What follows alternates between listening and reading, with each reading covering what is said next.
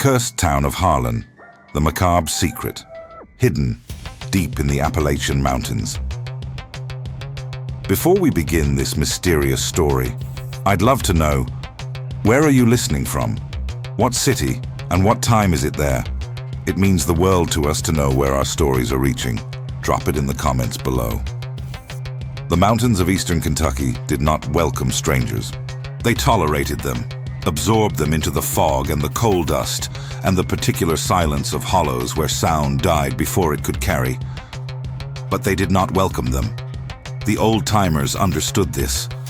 They had been born inside that silence, had grown up learning to read the ridgelines the way other men read weather vanes, and they carried in their bones a knowledge that no amount of money or ambition could purchase. That Black Mountain gave nothing freely, and that everything taken from it had a price attached that was not printed on any company contract. They knew this. And still, the men came. The Holbrook property sat 7 miles east of Harlan's center, at the end of a dirt road that the county had never seen fit to grade or maintain. The house itself, a 3-story federal-style structure built in 1847, white paint gone gray with decades of mountain weather, could be glimpsed from the road only in winter, when the oak and hickory trees shed enough leaves to permit a partial view. In spring and summer, the property disappeared entirely behind a wall of green, as though the mountain itself had decided to keep it private. Ray Dunford knew about the house because his foreman's assistant, a local man named Gibbs Caudill, a distant relation to one of the 4 families, though he never elaborated on how distant, had once mentioned it during a conversation that Gibbs clearly regretted initiating. Ray had stored the information with the patient instinct of a man who understood that in a town like Harlan, the things people refused to discuss were invariably the things most worth knowing. He shared what he knew with Thomas on a Saturday evening, 3 weeks after Thomas's discovery in the lower shaft. Thomas had said nothing about the sealed passage for those 3 weeks. He had gone back to his routine, watched, listened, and waited with the same quiet discipline that had gotten him through 2 failed harvests and a cross-state move with $11. But the 4 words scratched into rock had not left him. They lived in the back of his mind the way a splinter lives under skin. Not always painful, but always present. When Ray began talking about the families, Thomas listened with more than casual interest. 4 families, 1 mountain. Elias Holbrook had arrived in Harlan County in 1831, a land surveyor from Richmond, Virginia, with a government contract and an eye for mineral deposits that his official duties conveniently allowed him to identify and quietly acquire.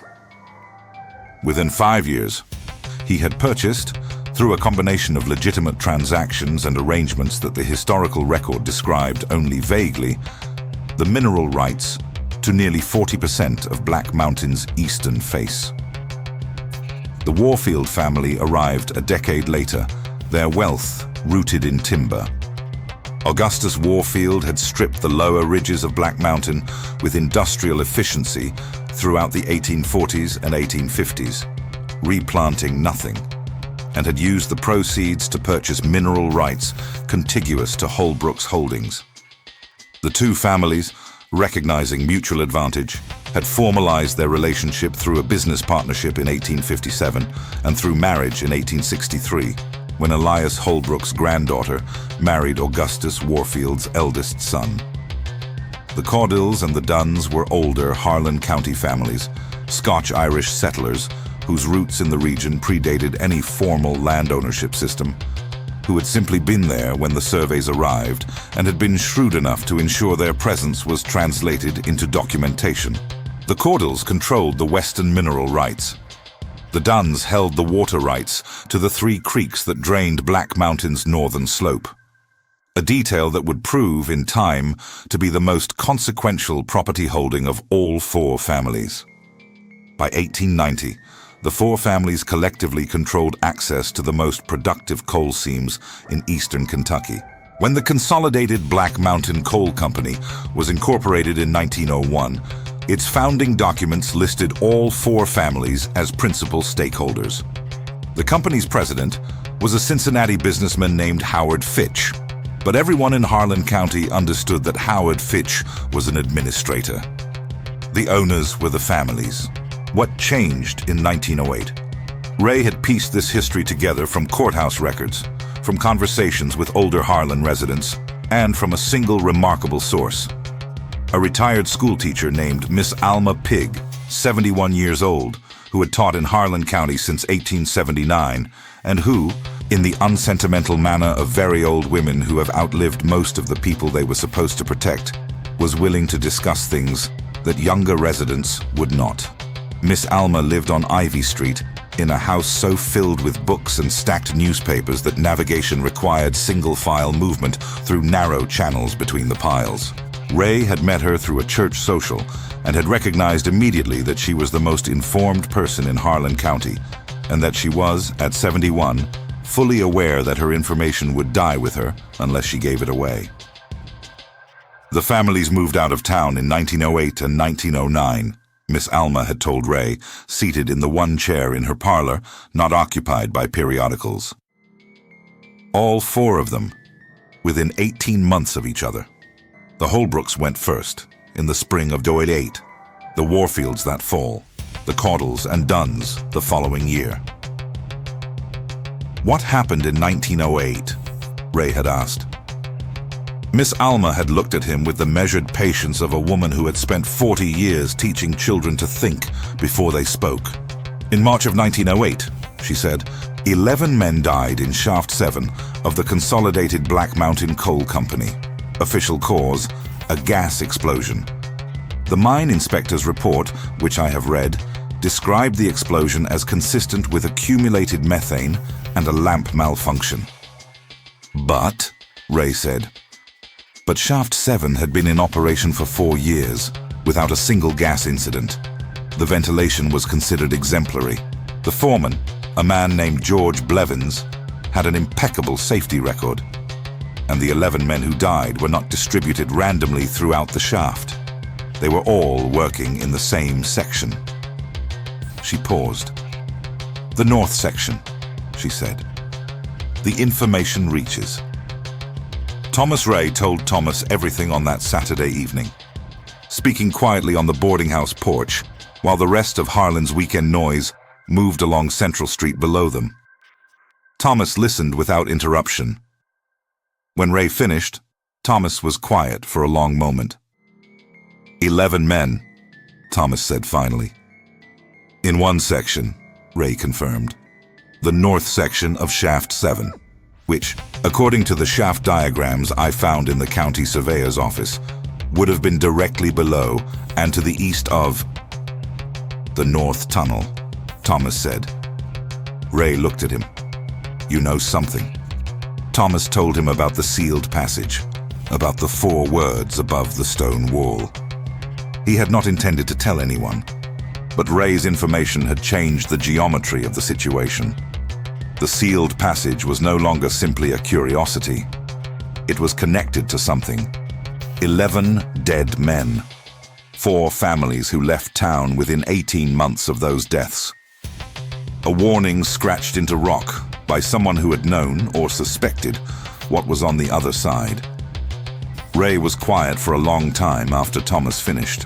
We need to talk to Pete Sorrell, Ray said. Pete doesn't talk, Thomas replied. Pete doesn't talk to men he doesn't trust, Ray said. That's different. Pete Sorrell speaks. They found Pete on a Sunday afternoon at his rented room above the hardware store on Cumberland Avenue. He answered the door in his undershirt, looked at both of them with those creek water eyes, and stepped aside to let them in without a word. The room was spare. A bed, a table, 2 chairs, a shelf with 4 books and a Bible. Pete listened while Thomas described the sealed passage and while Ray laid out Miss Alma's account of the 1908 explosion. He listened without expression, seated at the table with his hands flat on the surface, the way a man sits when he is controlling something internal and does not want it visible. When they finished, Pete was silent for almost a full minute. My uncle worked shaft 7, he said finally. He wasn't one of the 11. He was sick that week, influenza, and they sent him home 2 days before it happened. He lived to be 78 years old, and he never once talked about what happened in that shaft. Not once. I asked him when I was young, and he looked at me like I had said something in a language he didn't recognize. Did he know what was in the north section? Thomas asked. Pete looked at his hands. He knew what they were told to do in the north section, Pete said. He told me that much once, when he was very old, and I think he had decided it didn't matter anymore what he said. What were they told to do? Ray asked. Pete looked up. Remove what they found, he said, and never describe what it was. Not to their foreman, not to their wives, not to a priest. Load it into crates, seal the crates, bring them to the surface.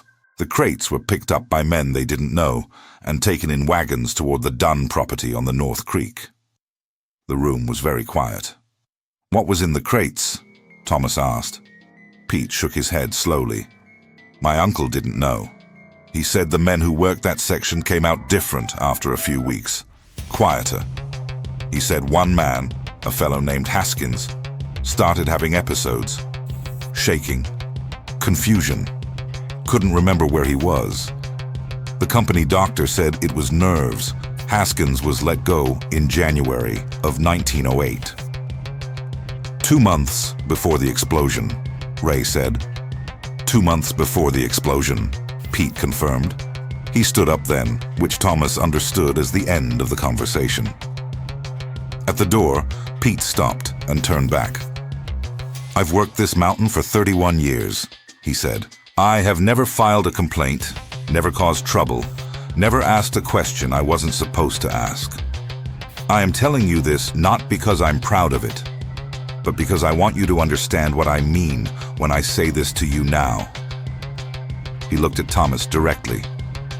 Whatever is behind that wall, whatever the Dunns picked up in those wagons and took to their property on the North Creek, it was worth more to those 4 families than 11 men's lives. And those families have been in this county for 80 years, and they have more reach than you can measure, and they are watching this mountain the same way they always have. He opened the door. Be careful what you go looking for, Pete said, because in my experience, in this county, the men who find things are the men who disappear. The letter. Thomas didn't send. That night, Thomas sat at his desk and began a letter to Eleanor. He wrote 3 sentences, then stopped. He read what he had written. Then he folded the paper and put it in the drawer without sending it. He did not know yet what was behind the sealed wall in Shaft 4. He did not know what the Dunn family had transported in those crates in 1908, or why 11 men had died, or what connection existed between those deaths and the 4 families' sudden retreat from public life. But he understood now that he was not dealing with a curiosity or a minor company secret. He was standing at the edge of something with real depth, in a county where the men who controlled the ground beneath his feet had demonstrated 15 years ago that they were capable of deciding what a man's life was worth in relation to whatever they were protecting. Thomas looked at the photograph of Eleanor and Ruth on the desk beside the lamp. He thought about 11 men in a north section, about crates loaded in the dark, about a retired schoolteacher with a house full of newspapers who had been keeping this information alive for 15 years because she had understood that someone, eventually, would need to know it. He opened the drawer and took out the unfinished letter. He added one line. Eleanor, if you don't hear from me for more than 2 weeks, go to my brother James in Wise County and stay there until I write. He sealed it. He mailed it the next morning. The county recorder's office occupied a single room on the ground floor of the Harlan County Courthouse, a building that smelled permanently of coal dust and old paper, and the particular damp that accumulated in stone structures built too close to creek beds. The recorder himself, a thin man named Alton Sizemore, was present on weekday mornings and absent on weekday afternoons, with a consistency that suggested a private arrangement with himself about how much of his life the county was entitled to. Ray Dunford went on a Wednesday morning, when Alton was present, and when the foot traffic through the courthouse was light enough that a man could spend an hour with the deed records without attracting comment. He was looking for the Dunn property on the North Creek. What he found was considerably more than he had anticipated: the deed and what it described. The Dunn family had acquired their North Creek property in 3 separate transactions between 1847 and 1861, assembling a contiguous parcel of approximately 340 acres along the northern drainage of Black Mountain. The deed descriptions were standard for the period: meets and bounds surveying, reference points identified by trees and rock formations, the language of men measuring land with chains and compasses in dense forest. Except for one clause in the 1861 deed, recorded when Nathaniel Dunn transferred the property to his son Robert Dunn as part of an estate settlement. Ray copied it word for word into his notebook, including and especially the subterranean formations known to the grantor, comprising those passages and chambers accessed from the northern drainage which the grantor has caused to be secured and which the grantee is hereby instructed to maintain in a secured condition, the contents thereof to remain undisturbed and unexamined by any party not previously authorized in writing by the principal families of record. Said authorization to require agreement of no fewer than 3 of the 4 principal families. The whole of this provision to remain in effect in perpetuity and to bind all heirs and assigns. Ray read it twice. Then he sat back in his chair and looked at the water-stained ceiling of the recorder's office for a long moment. Subterranean formations, passages and chambers, contents thereof to remain undisturbed, written in 1861, 62 years ago. Whatever was beneath the Dunn property on the North Creek had been secured, protected, and legally entailed to future generations for over 6 decades. The 4 families had built a formal legal structure around it. They had written it into property law, and 11 men had died, Ray was now certain, because they had gotten too close to it from the other direction, from inside the mountain, through the north tunnel of Shaft 7.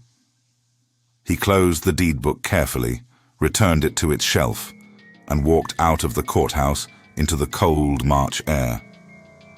Miss Alma again Ray went back to Miss Alma Pig that same afternoon. She was in her parlor, reading, and she looked up when Ray came in with an expression that suggested she had expected him to return and had simply been waiting to see how long it would take. Ray showed her the deed language he had copied. Miss Alma read it once, set the notebook on her knee, and looked out the window at the bare maple in her front yard. "I wondered if that document still existed," she said quietly. "You knew about it?" Ray asked. "I knew about what it referred to," she said. "Not from reading it. From a conversation I had in 1909, about 6 months after the Warfields left town." She was quiet for a moment, organizing her words with the care of a woman who had been precise about language for 50 years. "There was a man named Foster Dunning," she said. "No relation to the Dunn family. Different spelling entirely. He was a surveyor, retained by the coal company in 1906 to map the deeper sections of Black Mountain for potential new shaft locations. He was thorough and he was honest, which in retrospect made him poorly suited for the assignment." "What did he find?" Ray asked. "He found that the northern drainage of Black Mountain was not simply a series of natural passages," Miss Alma said. "He found evidence of human activity, very old human activity, pre-settlement. He found chambers that had been used, how and by whom he could not determine with certainty.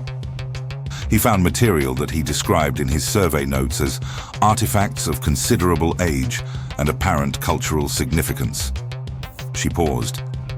"He submitted his survey to the company in December of 1906. He was paid for his work and thanked. In January of 1907, the company retained a second surveyor, a man from Louisville who had no previous connection to Harlan County, to produce a revised survey. The revised survey made no mention of the northern chambers. "And Dunning?" Ray asked. "Foster Dunning left Harlan County in February of 1907, Miss Alma said. "He took a position with a land company in Lexington. He wrote me one letter in March of that year. We had been friendly. He had borrowed books from me during his time here, which is generally sufficient basis for a correspondence." She reached into the stack of papers beside her chair with the practiced ease of a woman who knew exactly where everything was, despite appearances to the contrary. She produced an envelope, yellowed with age, and handed it to Ray. "You may read it," she said. "He is dead now. He passed in 1918, so I think the confidentiality he requested has expired." Foster Dunning's letter. The letter was dated March 14, 1907. The handwriting was small and precise. "Dear Miss Pig, I write to you because you are among the few people I encountered in Harlan County whose discretion I trust entirely, and because I find that I cannot carry what I know without sharing it with someone who will understand its significance. What I found in the northern passages of Black Mountain is not something I am able to describe fully in a letter for reasons that will become clear. But I will say this. The chambers I surveyed in the fall of 1906 contain material evidence of sustained human occupation over a very long period. I would estimate, based on the stratigraphy and the condition of the artifacts, that the occupation spans several centuries at minimum and possibly considerably longer. The artifacts include tools, structural modifications to the natural cave formations, and a quantity of material that I can only describe as records. Not written records in any alphabet I recognize, but systematic markings on prepared surfaces that indicate deliberate information storage. The chambers have been known to the Dunn family since at least the early 19th century. I found evidence of more recent disturbance within the last 50 years, consistent with careful, systematic removal of selected materials. Someone has been taking things out of those chambers for decades.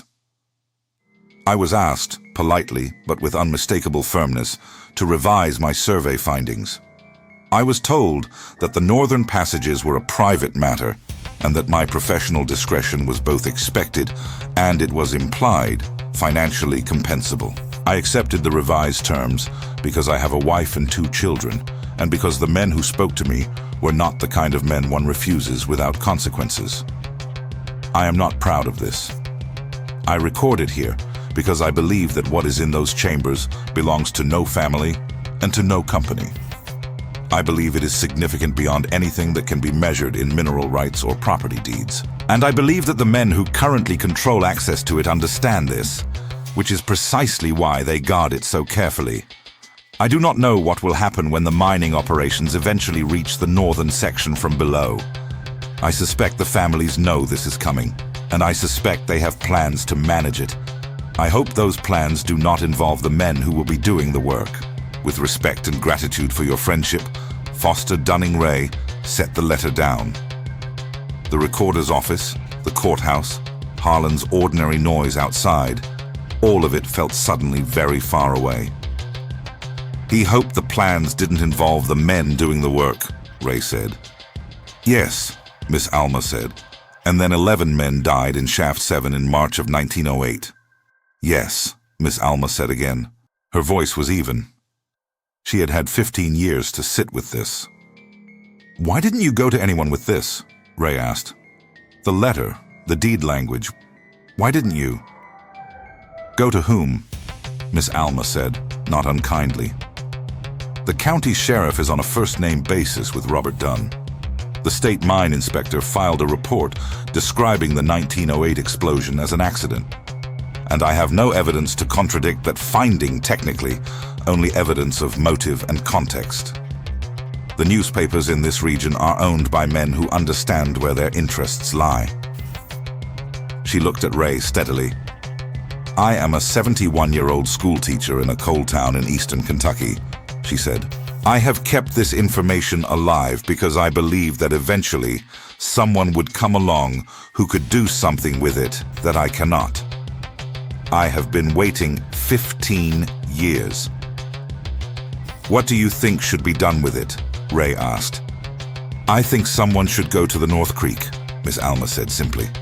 I think someone should see what the Dunns have been removing from those chambers and storing on their property. And I think someone should document it in a form that cannot be suppressed.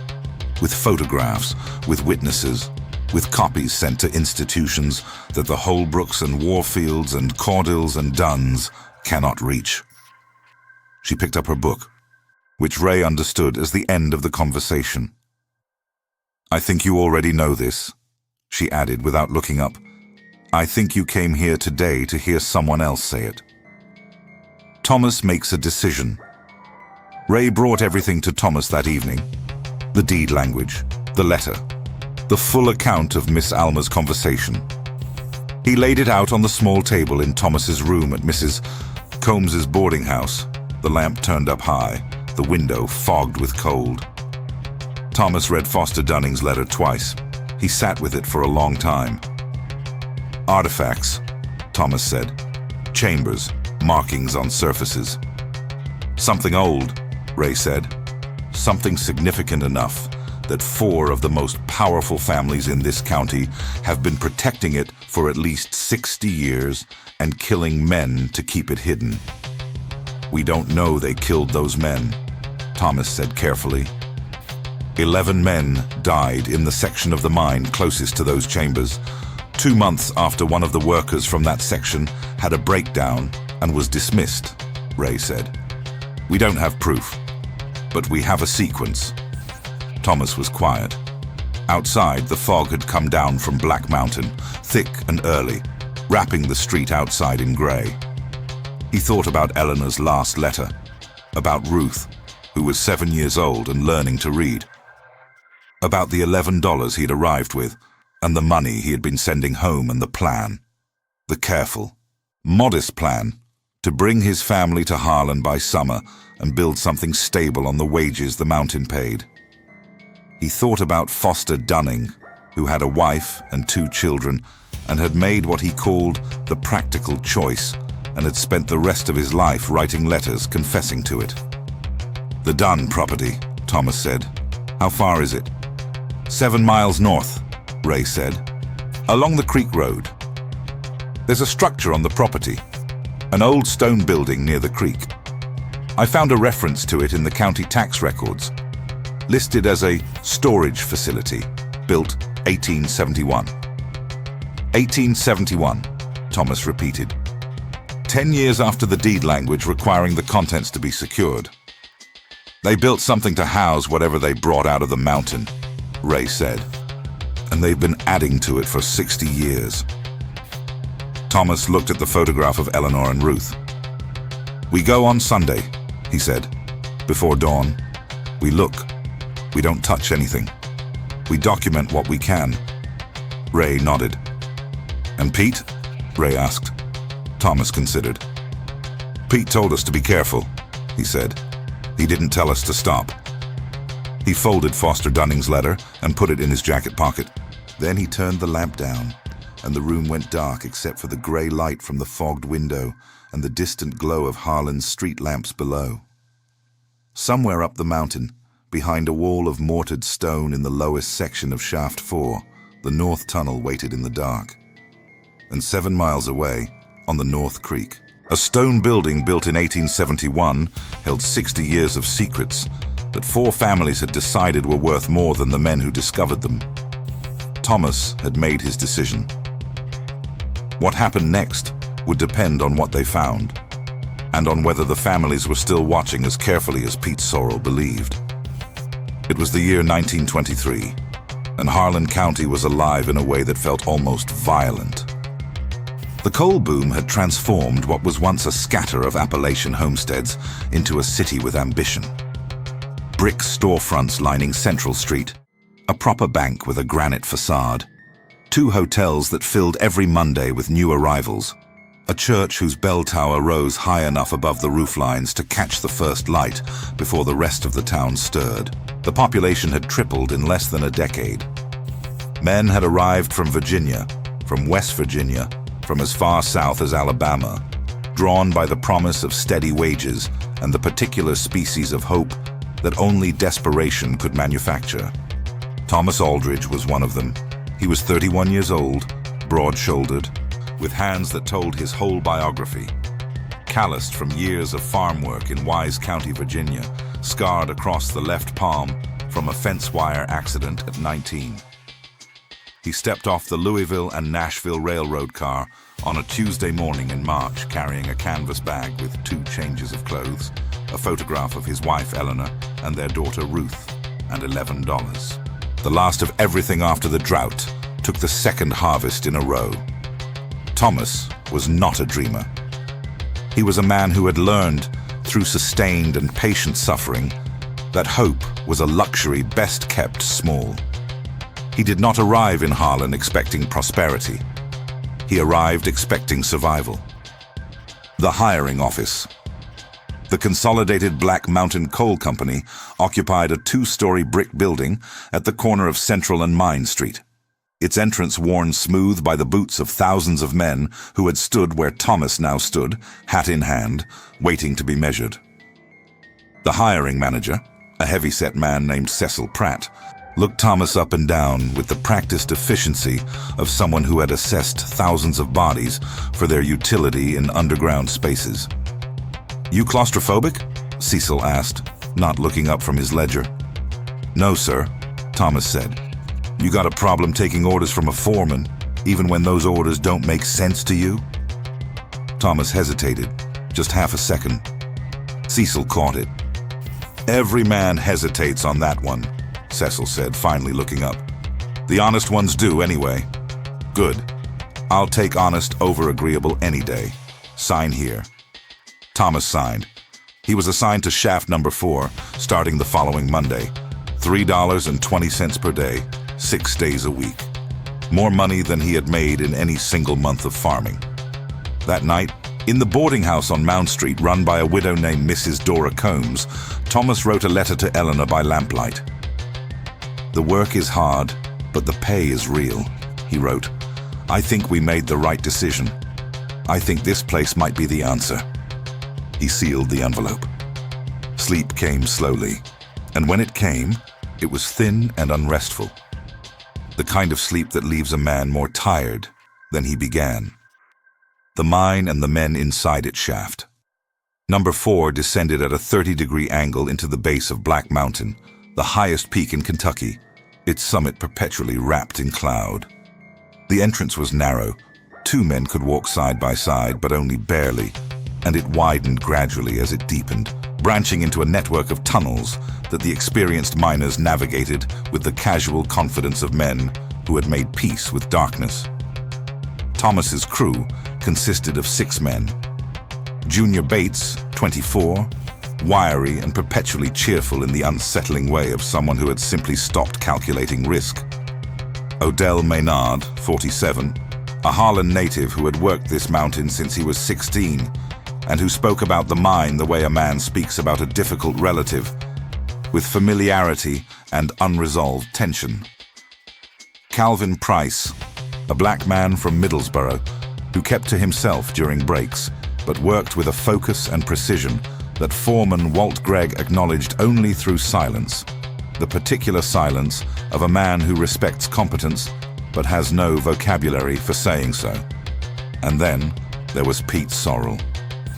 Pete was 53, the oldest man on the crew, with a grey beard and eyes the color of creek water in winter. He had been born in Harlan County.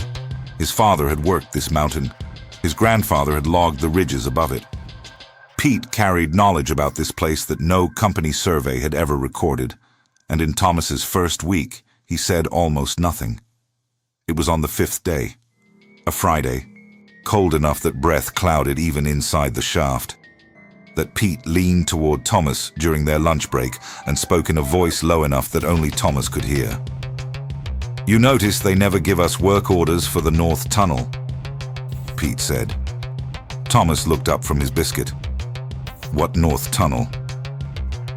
Pete chewed slowly. Exactly, he said, and returned to his food. What the town knew and would not say. In the evenings, Central Street filled with the energy particular to mining towns at shift's end, men moving through coal dust and cold air toward boarding houses and the two establishments that served alcohol under the legal fiction of being pharmacies. There was laughter, occasionally a fight, the smell of fried food and damp wool, and the specific exhaustion that lives in the shoulders of men who spend their days underground. Thomas fell into a routine. Work, eat, write to Eleanor, sleep. He sent money home every 2 weeks. Eleanor wrote back, careful, economical letters reporting on Ruth's health, the garden, the price of flour. Between the lines, Thomas read what she did not write. Hurry up and bring us there, or hurry up and come home. He made one genuine friend, Ray Dunford, who worked shaft 2 and lived 2 rooms down at Mrs. Combs's boarding house. Ray was from Knoxville, educated enough to have read several books and opinionated enough to have views on all of them. He was the kind of man who made a difficult place bearable by making it interesting. It was Ray who first mentioned the families. You know who actually runs this town? Ray said one evening, the two of them on the boarding house porch. Not the coal company, not the mayor. The consolidated is just the machinery. The real engine is 4 families. Been here since before the Civil War. The Holbrooks, the Warfields, the Caudles, and the Dunns. Landowners? Thomas asked. Landowners, yes, but more than that. Those 4 families own the mineral rights to most of Black Mountain. The coal company leases from them. Every dollar that comes out of that mountain passes through their hands first. Thomas considered this. It was not surprising. So they're rich, he said. Rich is one word, Ray replied. He was quiet for a moment. What's strange is that none of them live in town anymore. Used to, but about 15 years ago, all 4 families moved out to their country properties, within about 2 years of each other. Why? Ray picked at a loose thread on his jacket. Nobody seems to know, or nobody seems to want to say. The passage. On his 3rd week, Thomas was assigned to inspect the support timbers in the lower sections of Shaft 4, a solitary task that required methodical attention and generated the kind of deep quiet that Thomas, unexpectedly, found almost peaceful. He was working in the lowest section, lantern casting long shadows across coal-black walls, when he stopped. A passage branched off to the left, at an angle he had not seen on any shaft diagram. The timbers framing it were far older than those in the main shaft, almost petrified, darkened by decades of moisture and pressure. Someone had framed that passage with care and considerable skill. Someone had also worked very hard to seal it.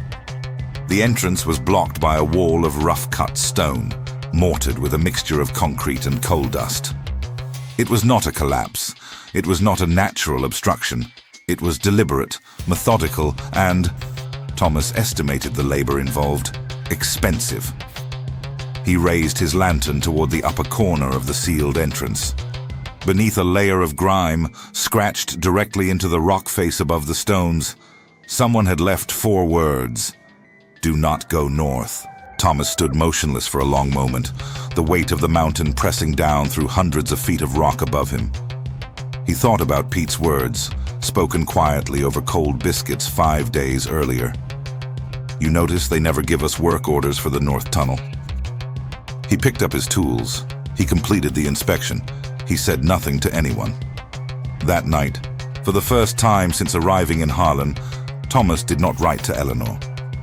He sat at the small desk in his room and stared at the blank page while the fog rolled in from Black Mountain, thick and low, swallowing the street outside his window the way it did every night in Harlan. 4 words scratched into rock by a hand long gone, belonging to a man whose name Thomas did not know, whose reasons Thomas could not yet understand, but whose warning, Thomas was already certain, had been meant to be taken seriously. They left Harlan at 4 in the morning on a Sunday in early April, when the town was as quiet as it ever got, and the fog lay so thick on the streets that a man could walk from Mrs. Combs's boarding house to the end of Mound Street without being seen from 20 feet away. Thomas carried a lantern wrapped in cloth to dim its light, a notebook, and a small camera, a Kodak Brownie that Ray had borrowed from a photographer friend in town without explaining why. Ray carried a second lantern, unlit, and the copied deed language and Dunning's letter folded inside his jacket. They wore dark work clothes and moved without speaking. Pete Sorrell was waiting at the edge of town, at the place where the creek road left Central Street and bent north into the trees. Thomas stopped when he saw him. Pete looked at both of them with those still, winter water eyes. "I told you to be careful," Pete said. "I didn't say I wouldn't come." Thomas nodded once. The three of them turned north and walked into the dark. The creek road. The road to the Dunn property followed the North Creek for most of its 7 miles, rising gradually as the valley narrowed, the creek growing louder as the road climbed and the water compressed between higher banks. The trees on either side were dense second-growth hardwood, the canopy not yet fully leafed, but thick enough to block what little pre-dawn light filtered through the overcast sky. Pete walked ahead. He knew this road. He had walked parts of it as a boy, when the Dunn family still employed seasonal workers on the property, and a young man could earn $1 carrying fence posts or clearing brush. That had ended before he turned 20. The family had stopped using outside labor sometime around 1895, Pete estimated, transitioning entirely to workers who lived on the property and who, as far as Pete could determine, had no social contact with Harlan proper. "How many people live on the property now?" Ray asked quietly. 3, maybe 4, Pete said. "Robert Dunn's son Martin manages it, unmarried. 2 hired men who've been there as long as I can remember. They come to town for supplies on the first Saturday of every month, regular as a clock. Today is Sunday," Thomas said. "They were in town yesterday," Pete confirmed. "They'll be back on the property by now. But Sunday mornings, Martin drives to the Baptist church in Cumberland, about 12 miles, leaves at 7. The hired men don't go." "So we have a window," Ray said. "We have a window," Pete said. "If we're on the property and clear before 7. Thomas checked his watch in the dim light. 4:42. They walked faster. First light on the Dunn property. The stone building appeared before the house did. It sat close to the creek, perhaps 30 yards from the water's edge, half hidden by a stand of white pines that had been planted, deliberately planted in a deliberate arrangement, to screen it from the road. It was built of the same gray limestone that composed the deeper formations of Black Mountain, the blocks cut and fitted with a precision that spoke of skilled masonry and significant expense. The roof was slate. The single door, set into the south wall, was heavy oak, reinforced with iron straps, secured with a padlock the size of a man's fist. There were no windows. Pete studied the padlock for a moment, then reached into his jacket and produced a short pry bar. Thomas looked at him. 31 years working for men who got rich off this mountain, Pete said quietly. "I think I'm owed a look." The padlock hasp was iron, old, and had been exposed to 60 years of creek weather. Pete worked at it methodically, and after 4 minutes of careful leverage, the hasp pulled free of the doorframe with a sound like a single knock on hollow wood. The door swung inward. What was inside? The smell reached them before the light did, dry and mineral and very old.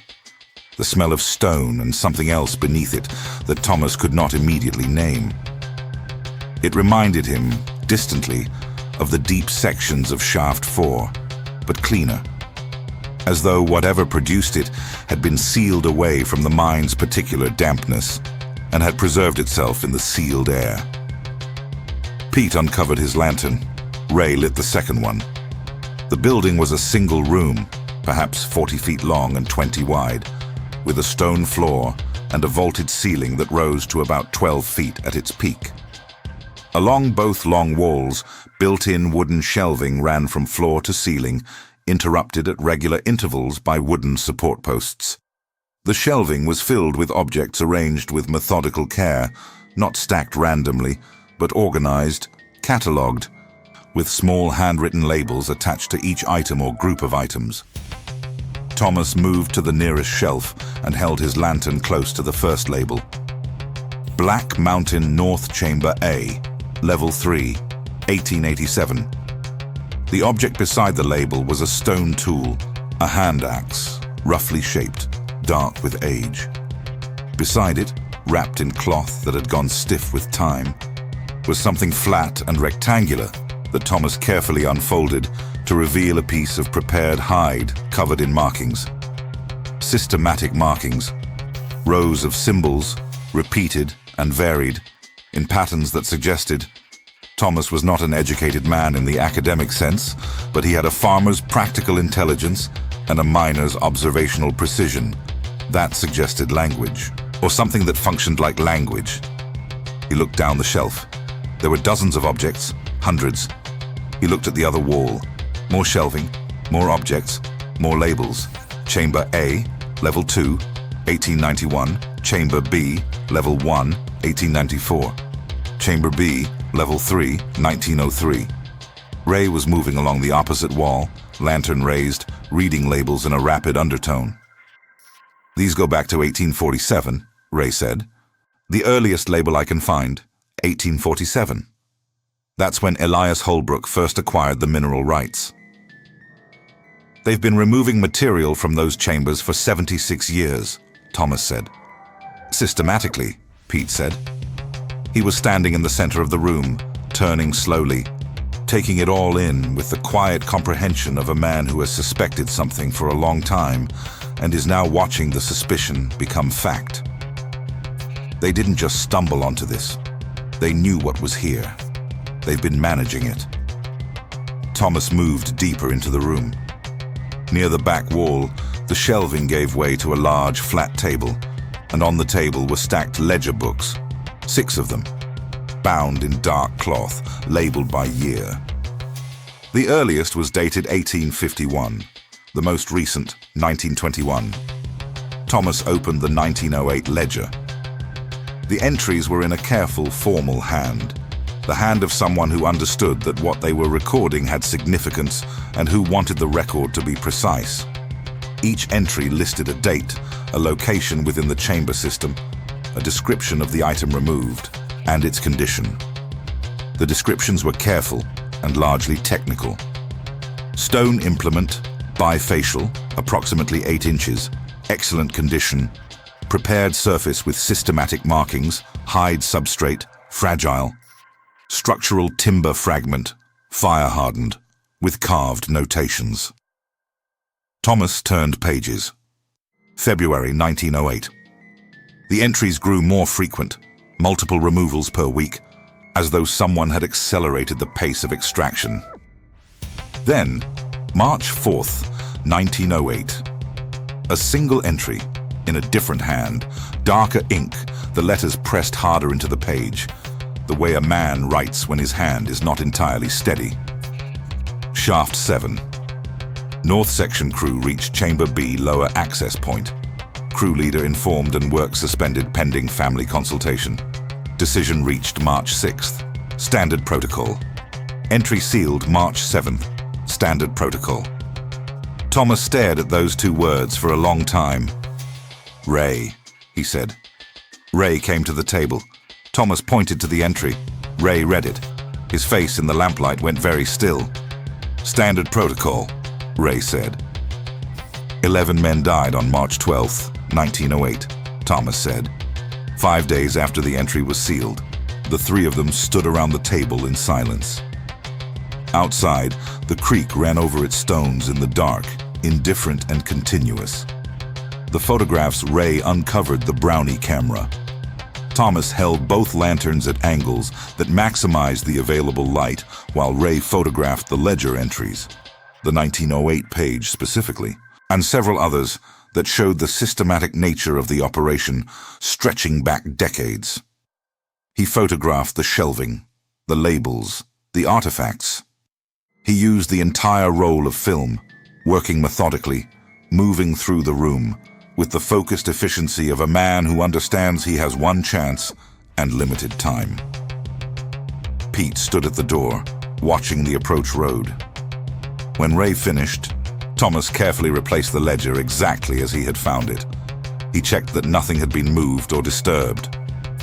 They backed out of the building, and Pete reset the hasp as well as could be managed. Not locked, but positioned to appear locked from a distance. Thomas checked his watch. 6:21. "We need to move," Pete said. They moved. The walk back. They were 2 miles down the creek road, moving quickly in the strengthening gray light of early morning, when Pete spoke. "What are you going to do with it?" he asked, not to either of them specifically, to the situation. "Miss Alma said, send copies to institutions the families can't reach," Ray said. "Universities, a federal archive. The photographs, the copied deed language, Dunning's letter, packaged together, sent to multiple places simultaneously, so that suppressing one copy doesn't suppress all of them." "That protects the information," Pete said. "It doesn't protect you." "No," Ray agreed. "The moment those photographs reach anyone outside this county, the families will know someone was on that property," Pete said. "They will know it was someone with access to information about the 1908 event and the deed records. That narrows the field considerably." "Then we need to be gone before the photographs arrive," Thomas said. Both men looked at him. "I was planning to bring Eleanor and Ruth here in the summer," Thomas said. He looked at the road ahead, the creek on his left, the mountain visible now above the tree line, its upper ridges dissolving into cloud. "I'm going to write to Eleanor today. Tell her to go to my brother James. I'll send the photographs and the documents to 3 separate addresses. The State University in Lexington, a federal archive in Washington, and a newspaper editor in Cincinnati that Ray knows." "And then?" Ray asked. "And then I finish the week's work," Thomas said. "Collect my pay on Friday. And on Saturday morning, I'm on the first train out of Harlan." "They may move before Saturday," Pete said. "They may," Thomas acknowledged. "That's the risk." Pete was quiet for a moment. "I have a sister in Corbin," Pete said. "I've been meaning to visit her." Thomas looked at him.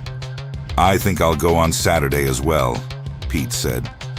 The 3 of them walked in silence for a while, the creek beside them, the mountain behind them, Harlan somewhere ahead in the fog. "Those people in those chambers," Ray said eventually. "Whoever they were. Centuries of occupation," Dunning said. "Artifacts, records, a whole system of knowledge stored in stone." "Yes," Thomas said. "And 4 families spent 76 years removing it piece by piece and locking it in a stone building on a private creek," Ray said. "Not studying it, not reporting it, just keeping it." "Keeping it from becoming public," Pete said. "Which is a different thing. Public knowledge means government interest. Government interest means loss of control over the property. Loss of control over the property means loss of the mineral rights." "They buried the history of whoever lived in that mountain," Ray said, "to protect a coal lease." No one answered. There was nothing to add. They walked into Harlan as the first church bells of Sunday morning began to ring, the sound traveling flat and clear through the fog from the bell tower on Central Street, and the town around them stirred slowly into its day, unaware of what 3 men had seen on the North Creek before the light came up. Ray had developed the film Sunday night in the darkroom of his photographer friend, a man named Curtis Webb, who asked no questions, accepted $2, and delivered 12 prints by 10 o'clock. Ray divided them into 3 packets.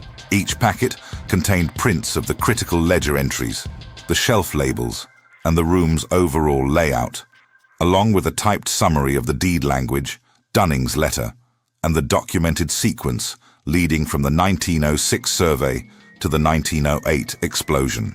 The first packet went to Professor Edmund Hargrove at the University of Kentucky in Lexington, a historian whose published work on Appalachian settlement Ray had read and respected. The second went to the National Archives in Washington, addressed to the Office of the Federal Records Administrator, with a cover letter identifying the material as evidence potentially relevant to a federal mine safety inquiry. The third went to Walter Crane, editor of the Cincinnati Commercial Tribune, whom Ray had corresponded with twice before on unrelated matters, and whose reputation for printing difficult stories was, Ray believed, genuine. Thomas mailed a letter to Eleanor on the same morning. "Go to James," he wrote. "Don't wait for another letter. Go now. I will explain everything when I see you. I am well, and I am being careful. Go to James." He did not explain. There was not enough time to explain, and the explanation in a letter felt like a risk he was not willing to take. The week Monday through Thursday passed with a surface normalcy that Thomas found more unsettling than open hostility would have been. The mine operated. The crew worked. Walt Gregg gave his orders in the same flat voice he always used. Junior Bates was cheerful. Odell Maynard was taciturn. Calvin Price worked with his characteristic precision and said little. Pete worked alongside them with the same unhurried steadiness he always brought to the job, and Thomas watched him and understood what it cost. The effort of behaving like a man with nothing on his mind when a man's mind was full. Ray went to work. Ray ate at the boarding house. Ray read in the evenings and said nothing unusual to anyone. But on Wednesday evening, something shifted. Thomas noticed it first at dinner. Mrs. Combs's usual table, 6 boarders, the smell of fried chicken and cornbread. The conversation was ordinary, except for one moment when Harlan Blevins, a surface worker who had lived at the boarding house for 3 years, mentioned that he'd seen Martin Dunn in town. "Thought he only comes in on the first Saturday," someone said. "Usually," Harlan said, and left it there. Thomas kept his face neutral. He finished his dinner. He went to his room and sat at the desk and did not write anything. Martin Dunn was in Harlan on a Wednesday. The first Saturday had been 6 days ago. There was no reason for Martin Dunn to be in Harlan on a Wednesday unless something had changed. Thomas thought about the hasp on the stone building's door. Pete had reset it as well as could be managed. But as well as could be managed was not the same as undetectable to a man who checked it regularly. He lay on his bed and stared at the ceiling, and calculated the distance from Monday morning to Saturday morning, and decided that the distance was no longer acceptable. Thursday, Thomas found Ray at breakfast and said, low and direct, "Martin Dunn was in town yesterday." Ray set down his coffee cup. "How certain are you?" "Harlan Blevins mentioned it. No reason to lie." "The hasp," Ray said. "Possibly, or one of the ledgers. If they checked the building regularly and noticed the photographs took time to make, the lamp angles, the movement through the room." "We were careful," Ray said. "We were careful for men who had never done this before," Thomas said.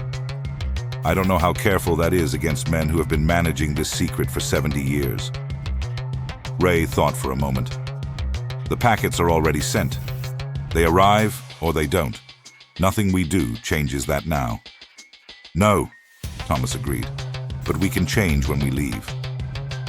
"I can be on the afternoon train today," Ray said immediately.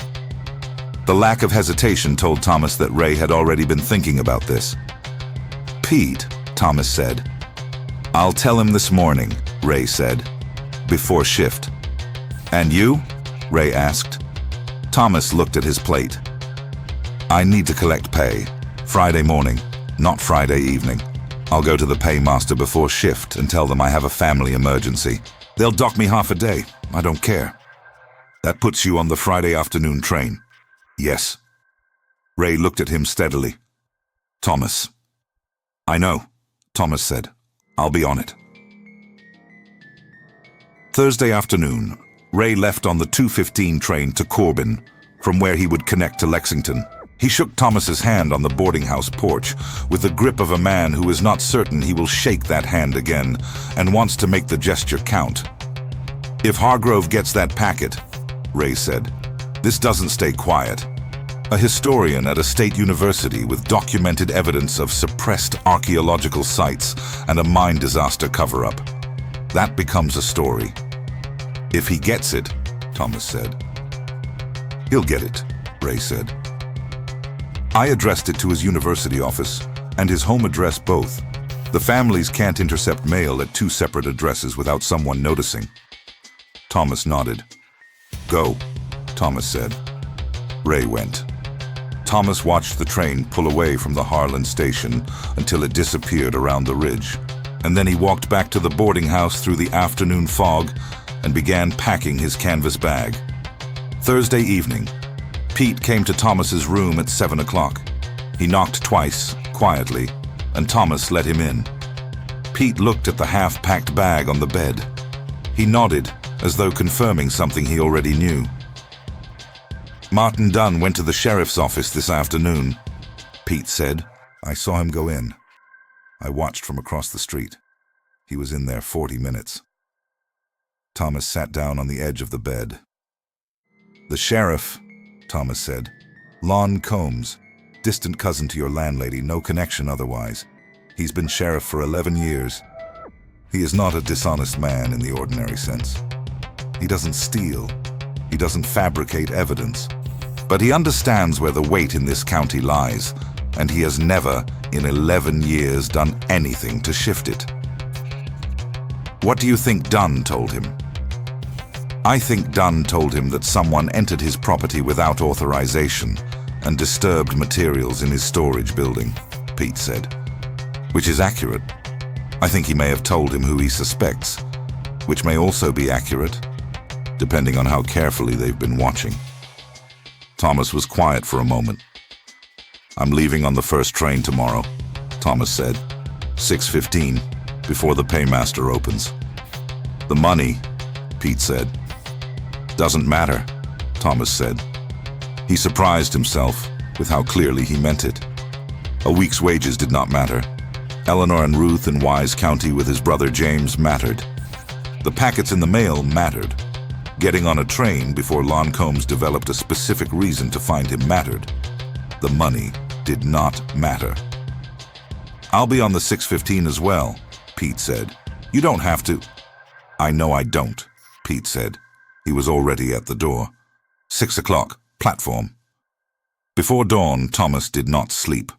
He finished packing, which took 12 minutes, and then he sat in the chair by the window and watched the fog on Mound Street and thought about everything that had happened in the 7 weeks since he had stepped off the Louisville and Nashville railroad car with $11 and a canvas bag. He thought about the sealed passage in Shaft 4 and the 4 words above the stone wall. He thought about Pete's uncle, sick with influenza, the week 11 men died. He thought about Foster Dunning, who had made the practical choice and spent the rest of his life writing letters about it. He thought about Miss Alma Pigg, 71 years old, keeping a 15-year-old secret alive in a house full of newspapers because she believed someone would eventually come who could do something with it.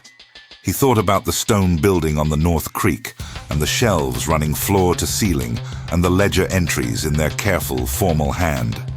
76 years of systematic removal from chambers that had held human knowledge for centuries. The tools and the prepared hides and the systematic markings that functioned like language, arranged on shelves with paper labels, locked behind an iron-strapped door, kept from the world so that 4 families could continue to hold a coal lease on a mountain. He thought about the people who had lived in those chambers, who they had been, what they had known, what they had tried to preserve. He thought about how history worked, how much of it depended on who controlled what was written down, what was labeled, what was locked away, what was sent on a train to a historian in Lexington or buried in a stone building on a private creek. At 5:30, he put on his jacket, picked up his bag, and looked around the small room one last time. The desk where he had written letters to Eleanor, The lamp. The photograph. He took the photograph of Eleanor and Ruth from the desk and put it in his jacket pocket, close to Foster Dunning's letter, which he had carried there since Sunday. He went downstairs quietly, left $2 on the kitchen table for Mrs. Combs, more than he owed, which felt right, and walked out into the pre-dawn dark. The platform. Pete was already there, a dark shape at the far end of the platform, his bag at his feet, looking north up the track. The fog was heavy, and the platform lamps made yellow circles in the gray that illuminated almost nothing. Thomas walked to where Pete stood. They did not speak. There was nothing left to say that had not already been said, and men who have worked underground together for weeks develop a comfort with shared silence that other friendships take years to reach. At 6:08, Thomas heard footsteps on the platform behind them. He turned. Sheriff Lon Combs walked toward them from the station house end of the platform. He was a tall man, unhurried, wearing his coat against the cold. He had a deputy with him, young, hanging slightly back, uncertain of his role in whatever this was. Combs stopped 6 feet from Thomas and looked at him with the measuring expression of a man who has been given information and is comparing it against what he sees. "Thomas Aldridge," Combs said. Not a question. "Yes, sir," Thomas said. "You work Shaft 4 at the Consolidated." "I do." Combs looked at the bag. "Going somewhere?" "Family emergency," Thomas said. "My wife. I got a letter." Combs considered this. "Martin Dunn tells me someone entered his property Sunday morning, his storage facility on the North Creek." "I don't know anything about that," Thomas said. The fog moved between the platform lamps in slow drifts. The track stretched away to the north, disappearing into gray. Combs looked at Thomas for a long moment. He was, as Pete had said, not a dishonest man in the ordinary sense. He was a man who understood weight and where it lay. He was also, Thomas now saw, a man who was not entirely comfortable with what he had been asked to do on a cold Friday morning at a train platform. "The Dunn family," Combs said slowly, "has been in this county since before my father was born. They are significant people." "Yes, sir," Thomas said. "They have asked me to look into this matter," Combs said. "I understand," Thomas said. Another pause. The distant sound of the train, still several minutes out, moving through the mountain gap to the north. "Your wife," Combs said. "She in Harlan?" "No, sir. Wise County, Virginia." "You got family there?" "Brother," Thomas said. "James Aldridge. I'm going to his place." Combs looked at him, at the bag, at Pete, who had not moved or spoken. "I don't have cause to hold you," Combs said. The words were careful and deliberate, chosen with a precision that told Thomas they were not accidental. "A man can travel." "Thank you, Sheriff," Thomas said. Combs nodded once.